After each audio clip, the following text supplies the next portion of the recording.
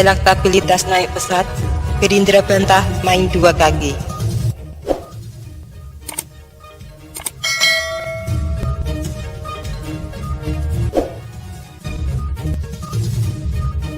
Anggota Dewan Pembina Gerindra, Andri Rosiade, membantah partainya memainkan politik dua kartu saat ini.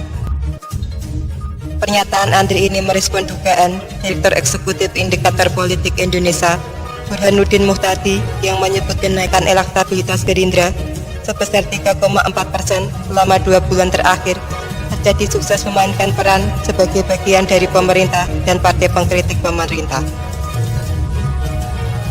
Menurut Andre, elektabilitas Gerindra naik karena kinerja seluruh kader baik di level eksekutif dan legislatif dirasakan secara langsung oleh rakyat. Ia menuturkan bukti kinerja baik itu diperlihatkan oleh dua kader Gerindra yang duduk di kursi eksekutif, yakni Prabowo Subianto sebagai Menteri Pertahanan serta Edi Prabowo sebagai Menteri Kelautan dan Perikanan. Selanjutnya, dengan kader Gerindra yang duduk di jajaran legislatif. Kata Andre, anggota legislatif dari Gerindra di daerah hingga pusat rajin menemui masyarakat secara berkala. Di eksekutif, seperti Prabowo dan Edi, menunjukkan kinerja baik. Lalu di DPR dan DPRD tingkat 1 dan 2 dirasakan manfaatnya oleh masyarakat, dan anggota legislatif Gerindra rajin turun ke lapangan menemui masyarakat, ucap anggota Komisi 6 DPR RI itu. Andri membantah memainkan peran sebagai partai pengkritik pemerintah di Gerindra. Ia mengaku senantiasa menyampaikan pernyataan yang objektif sebagai anggota Dewan.